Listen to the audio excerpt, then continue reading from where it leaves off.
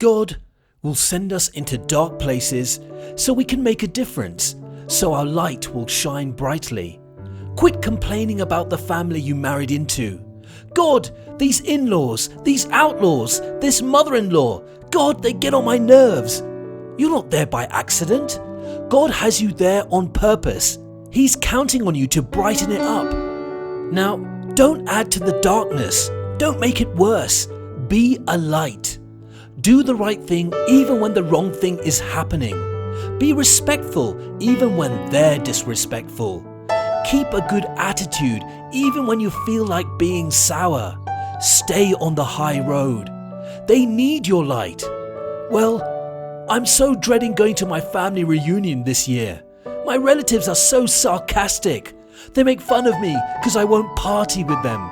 They give me a hard time because I go to church. I don't feel like putting up with it. No, have a new perspective. That's an opportunity for you to shine.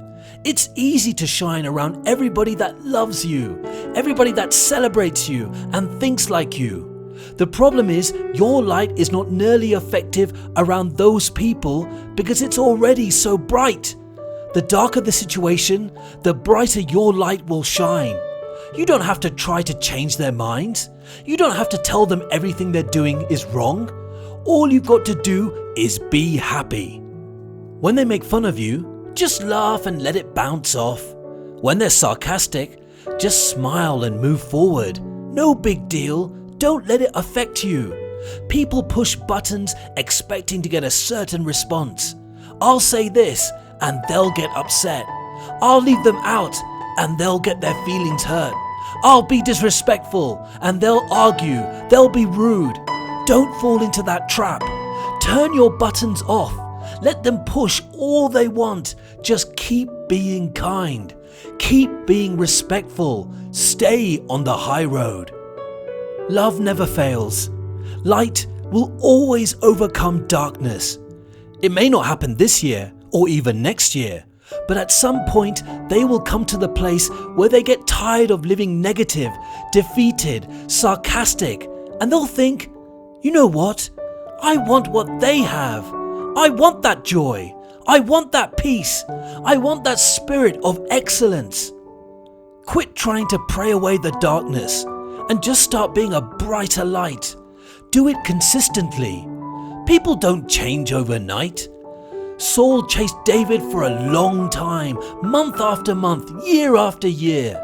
David stayed on the high road. God eventually vindicated him. He became the king. There may be people in your life that you have to let your light shine year after year. You have to be willing to invest in them. Keep doing the right thing, even when it seems like it's not making a difference. Keep being respectful, even though they're giving you the cold shoulder. Your consistency, being a witness day in and day out, then just like Saul, that's going to cause one day that light to overtake the darkness. God will bring people across your path that need your light. Don't have a holier-than-thou attitude, thinking, I can't be contaminated. He uses bad language. She's kind of loose. He doesn't have integrity. No, you've got the light. God's counting on you to make a difference. You don't have to become best friends with them. I'm not saying to spend all your time with them, but you can be kind. You can show them that you care. You can be a positive influence in their life. Look around at who's in your life. Where is there some light that you can shine? Will you be a friend to sinners?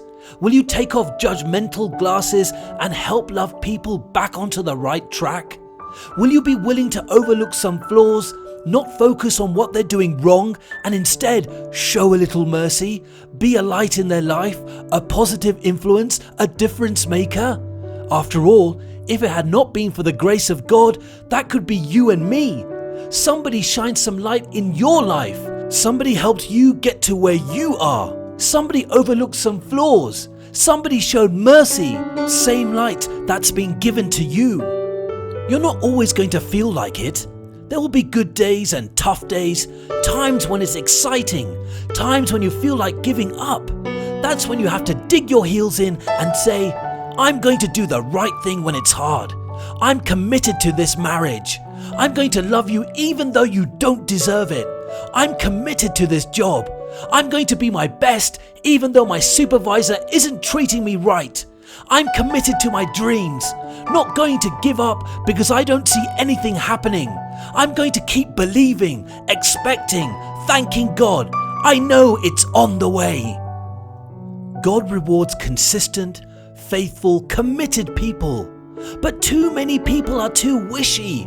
They'll love you as long as you perform perfectly. If not, they're out of there. They'll be their best if you keep them encouraged, keep them propped up. They'll pursue a dream as long as they're getting good breaks. Their commitment is based on things going their way. But when it's difficult, when it's taking longer than they thought, they get discouraged and start to slack off. If you see your company as your provider, your boss as your source, then in a sense, you're making them your God. You're letting them control your destiny. They determine how high you're going to go. And if for some reason they don't like you, they're not for you, too bad, you're limited. No, stop looking to people and start looking to God. He not only controls your destiny, He controls the whole universe. He determines how high you're going to go. No person, no supervisor, no company can stand against God. He knows what's happening. He sees what's unfair. And when you stay committed to your job, when you keep being your best day in and day out, despite who doesn't like you, God will make it up to you. God is your source. He has the final say. I've heard it said, on the road to your destiny, halfway through, every person will be tempted to give up. Some turn around and go back. The others stay committed and keep moving forward. What's interesting is both people travel the same distance. One goes halfway back to where they started, the other goes halfway ahead and reach their goal. Committed people outlast the difficulty. Committed people stick with the relationship even though they have a right to walk away. Committed people go the extra mile and do more than they have to. Is there an area you've been tempted to give up in, or just slack off, not be your best?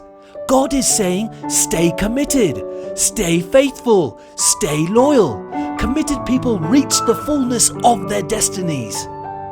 The dreams God's placed in your heart, the promises you're standing on, may be taking longer than you thought.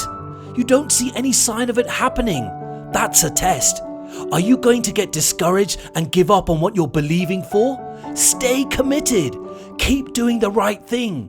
God is in control. He sees your faithfulness. Like with my father, you're going to come into your season of favor. Your dream is right up in front of you. There will be plenty of times when you're tempted to walk away. Walk away from a dream. It's been too long. It's never going to happen. Walk away from a marriage. Walk away from a church. Walk away from a job. They don't appreciate you. They never tell you thank you. You could slack off, take the easy way out. But what you can't see is there's a double portion up in front of you. Stay committed when it's hard. Do the right thing when the wrong thing is happening. Keep loving that man, that woman, even though they don't deserve it. When you stay loyal, consistent, faithful, a double portion is coming. Double favor, double honor, double resources. God will pay you back for staying committed. But this double portion isn't for everyone. It's not common. It's not ordinary. It's for people that do more than they have to. For people that go the extra mile. For people that don't give up when it's not exciting. It's for people like you. People that stay committed. I could imagine after Elijah told Elisha to stay that third time and he wouldn't do it. Elisha must have thought, that is one stubborn boy. He will not change his mind. He's determined to take care of me. You have a made-up mind, and when you stay committed, God will make things happen that you couldn't make happen. Suddenly, things will turn around. Suddenly, your marriage will improve. Suddenly, your business will take off. Many of you have passed this test. You've been committed. You've been doing the right thing. Be encouraged. You're close to your double portion. You're close to a breakthrough, close to meeting the right person, close to your new level. Don't settle for mediocrity. God created you for greatness. There is something in you that will cause you to stand out, something nobody else has, nobody else can do. God put a seed in you so you can leave your mark. Don't let people talk you out of it. Don't let failures convince you to give up. Don't let delays and detours cause you to get discouraged. A true friend walks in when everybody else walks out. A true friend will be there for you not just when you succeed, but when you fail. And I've realized that there are times that a relationship comes to an end. You have to move on, but don't let that be a pattern where you bail out if they're not meeting all your demands, living up to your expectations. People make mistakes. Good people can blow it. People that love you can let you down. God rewards people who are consistent when life is complicated. People that will stick with someone when they don't deserve it. People that will be their best when someone else was at their worst. There are relationships that will go to a new level if you would quit basing your commitment on somebody's performance and let them know you're in it for the long haul, through thick and thin, through the good times and the tough times. That takes the pressure off. There's a freedom, a security when they know beyond a shadow of a doubt that you are for them.